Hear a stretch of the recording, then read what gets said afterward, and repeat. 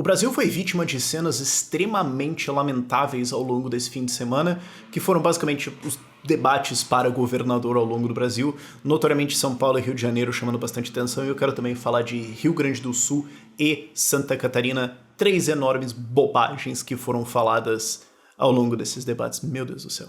E coisas que podemos aprender com isso. Acabou a intro já, nossa, vai, roda a vinheta, né?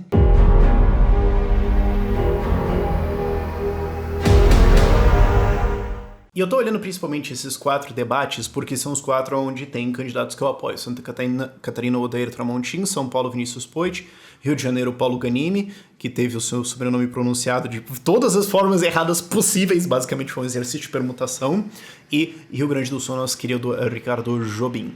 Eu tava acompanhando os 4, então são os que eu dei uma olhada um pouco maior, eu não acompanhei todos em detalhe, mas o suficiente para ter uma dor de cabeça e uma lamentação gigantesca pela esbórnia estatista sendo promulgada nos 4. Mas primeiro, vamos ver desempenho dos candidatos e segundo, vamos às 3 absurdos que foram falados. O desempenho dos candidatos ainda é um pouco difícil de medir porque a gente não viu as pesquisas depois, mas a coisa que eu presto muito atenção é o Google Trends. Toda vez que eu puxo isso, a galera parece que eu tô puxando uma bruxaria satânica, alguma coisa assim, tipo, não, gente, as pessoas não conhecem essa ferramenta, eu acho engraçado, mas é uma ferramenta do Google que simplesmente permite que você veja o que está sendo procurado no Google.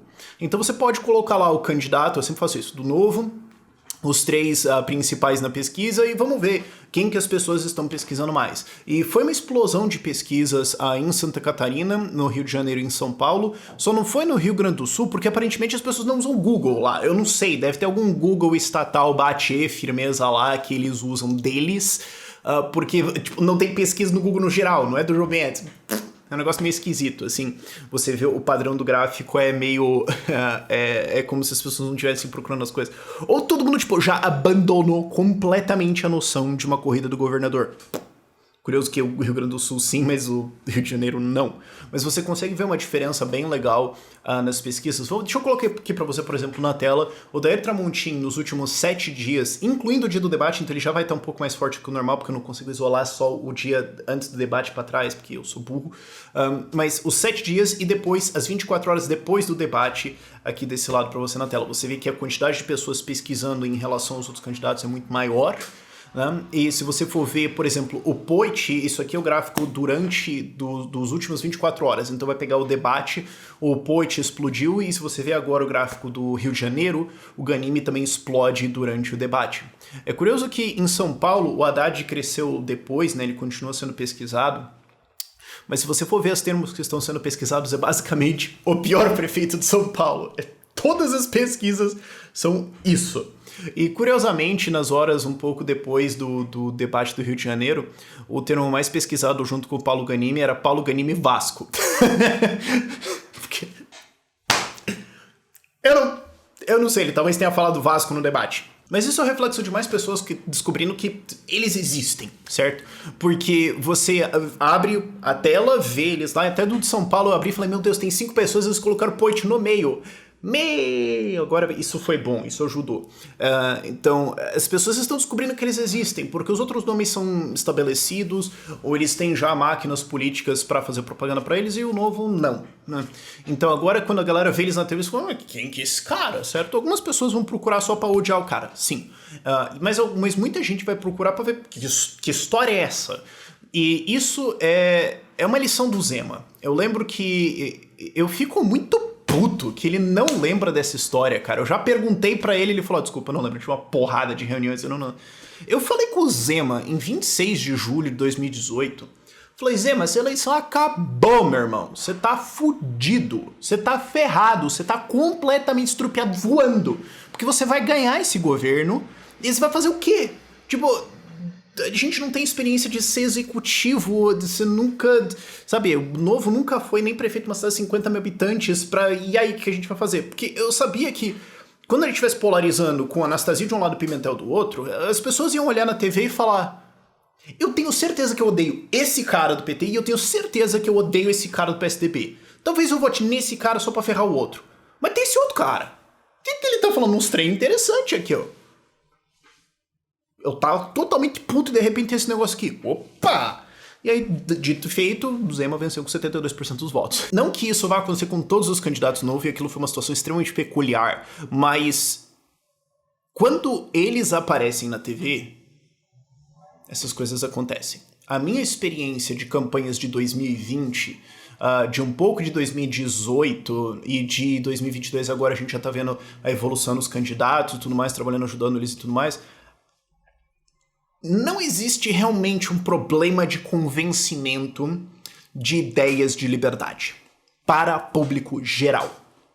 Muitas vezes as pessoas perguntam assim, tá, mas como é que o libertarianismo ou o liberalismo vai alcançar a população? Cara, a gente precisa de menos do que 5 minutos de conversa com 80% da população.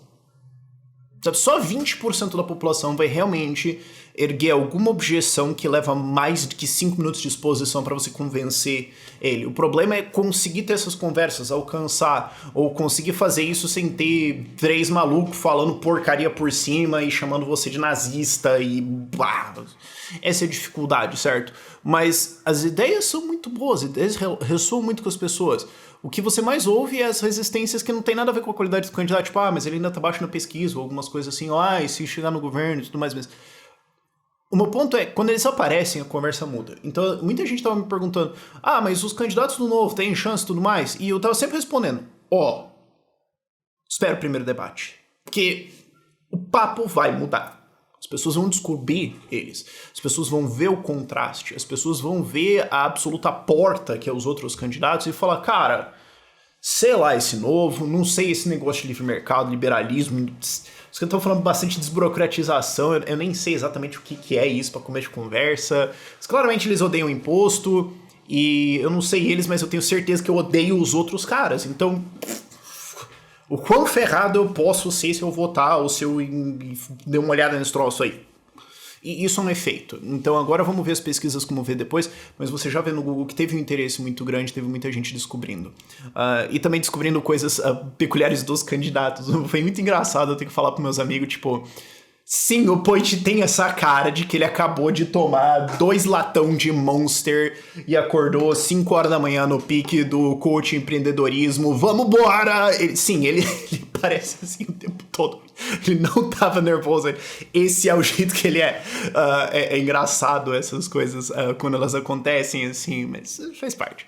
Agora, isso posto, vamos para as 3 asneiras que foram faladas nos debates aí, eu queria comentar isso. Porque, claro, se a gente tivesse comentário play-by-play dos debates, primeiro que cada vídeo ia ser, sei lá, 6 horas de conteúdo, que ia ter que ser patrocinado por, tipo, sei lá, alguma marca de antidepressivo, ou, óbvio, seria patrocinado pela SET, né, pela minha empresa, pra te ajudar a sair do Brasil. Então, se você olhou todos esses debates e pensou, cara, eu adorei os caras novos e tudo mais, mas sei lá, mano, dane esses troços que eu não aguento mais. A menor possibilidade de... ok, liga pra gente na SET e a gente vai te ajudar a sair do Brasil, ok? O e-mail tá aqui na descrição, site e tudo mais. A gente consegue te levar para países muito mais livres, onde você vai pagar menos impostos e tudo mais. E geralmente é países que as pessoas não conhecem tanto. Então, assim, não é Alemanha e Canadá, tá? Vai ser mais tipo Geórgia ou Uruguai, por exemplo. Mas, de vago. Ponto é, as 3 asneiras principais. Vamos pegar uma de cada um dos principais. O de Santa Catarina não vi...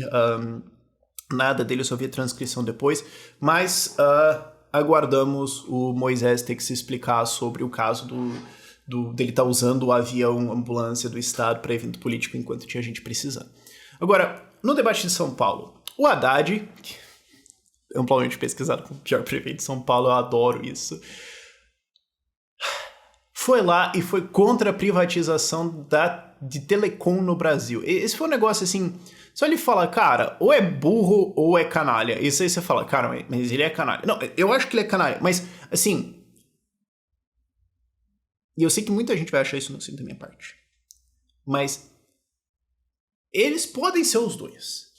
É possível que ele, de fato, ache, sinceramente, no coração dele, que era melhor pro brasileiro, a época da Telebrás, de quando o telecom no Brasil era estatizada, e para você ter uma linha de telefone em casa, você tinha que ser sócio da estatal.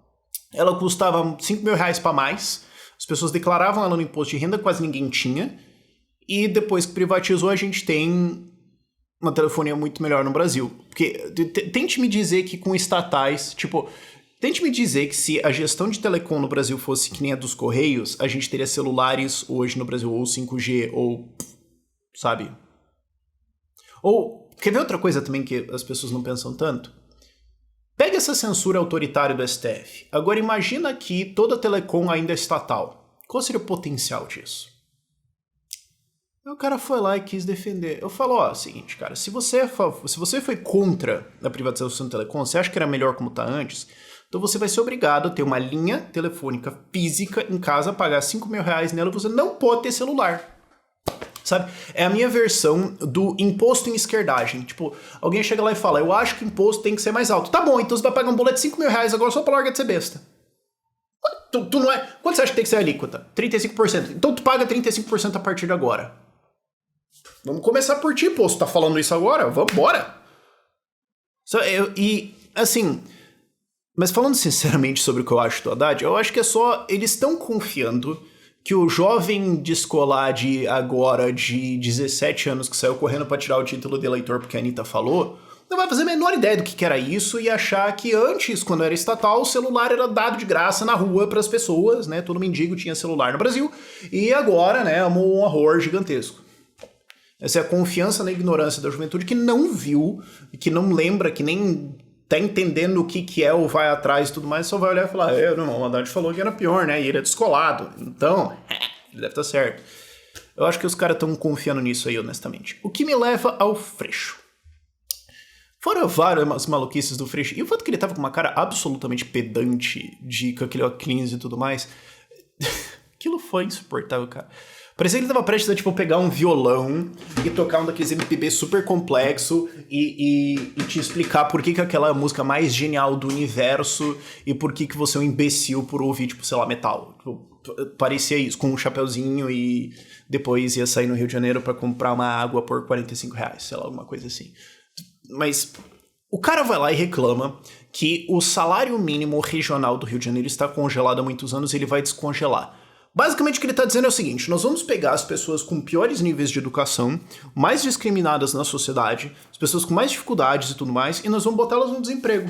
Porque a gente vai subir o salário mínimo regional, o que garante que as pessoas que tiveram menos condições de estudar e de desenvolver as suas habilidades, que não conseguiram possivelmente entrar no mercado de trabalho ainda para desenvolver um histórico, né, para desenvolver uma experiência, a gente vai garantir que vai ser ainda mais difícil essas pessoas terem um emprego. Pô, aí fica bom. Aí, pô, agora o Brasil, ó, nesse... Meu Deus do céu. E eu acho que o Brasil tá no momento de aprender essa lição, porque agora a gente tá vendo as consequências do piso da enfermagem. Ah, porque tem o piso da enfermagem e tudo mais, beleza. O tempo todo foi avisado, cara, isso aqui vai resultar em demissões. Aí agora foi sancionado e hospitais para todo lado estão demitindo enfermeiros porque eles não conseguem mais pagar a folha, então eles vão ter que demitir os enfermeiros menos experientes, os que não estão valendo o salário e tudo mais, e manter os mais experientes e que são mais produtivos. Então subiu o salário e gerou desemprego. Uau! E o Freixo quer propor isso para o Rio de Janeiro. E falando em debates, se você achou esses debates para governador completamente lamentáveis, eu quero te dizer que você pode também ter um debate seu que pode ser mais lamentável, ou talvez até menos, na verdade, do que esse que nós tivemos de verdade. É o Debates Radicais. É um jogo que eu criei, que é um baralho gerador aleatório de candidato absurdo. 2 jogadores ou mais geram candidatos absurdos e cada um tem que defender o seu. Digamos que você tá concorrendo à presidência com uma velhinha que faz tricôs muito bons, a proposta dela é a expulsão do Rio de Janeiro e ela é abertamente satanista. Pode acontecer, e você tem que argumentar por que ela seria uma excelente presidente contra um ninja extremamente bonito que quer colocar um imposto em usar linguagem neutra. E aí? Não sei. Vocês vão ter que debater e ver como é que faz isso aí. Eu tenho um vídeo de eu jogando isso com o Monark quando eu fui lá no podcast dele. Se vocês quiserem assistir, a gente joga uma rodada 2 lá, é bem...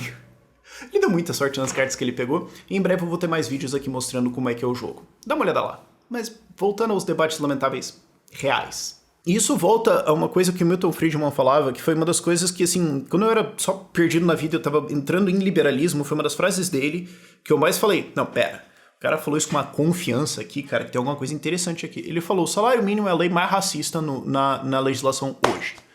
É a lei que mais consistentemente discrimina contra negros nos Estados Unidos. E no Brasil também. Inclusive, a história do salário mínimo, vale lembrar, é discriminação. As pessoas acham que ele foi criado com boas intenções, em visão trabalhista, porque vamos valorizar e tudo mais. Não! Deixa eu puxar aqui. O salário mínimo foi criado por eugenistas nos Estados Unidos que queriam matar negro. A ideia era: nós não queremos indesejáveis se reproduzindo, mas a gente não pode genocidar eles. Então, se a gente colocar um salário mínimo que exclui eles, eles não se reproduzem mais, eles morrem. Isso está amplamente documentado, tem um livro excelente sobre isso, que é o Illiberal Reformers, eu vou colocar ali na descrição, que era como várias políticas que hoje a gente pensa como direitos trabalhistas e uau, eram na verdade sobre discriminação, sobre eugenia, sobre planejamento estatal da sociedade. As ideias de, vamos limitar horas de trabalho de mulheres não foram porque, coitadas das mulheres e tudo mais. Foi porque era um bando de machista que ficou, não, mulher não tem que trabalhar, mulher tem que ter filho e ter em casa. Então vamos limitar, horas de trabalho e tudo mais para não valer a pena ela trabalhar e dela ficar em casa. Essa é a origem dessas políticas. As pessoas esquecem. Aí vai lá o Freixo falar, vamos subir o salário mínimo, o piso do Rio de Janeiro. Uau. O que me leva ao Rio Grande do Sul com o Eduardo Leite, defendendo a sua pensão, né? O Jobim... e o Jobim do Novo, a galera não sabe, cara. O cara tem centenas, se não milhares de horas em debate, mas não debate, palhaçada de TV, showzinho estúpido. Porque assim, vamos ser super claro, esses debates são um showzinho estúpido. Não tem ideias, propostas, princípios sendo debatidos.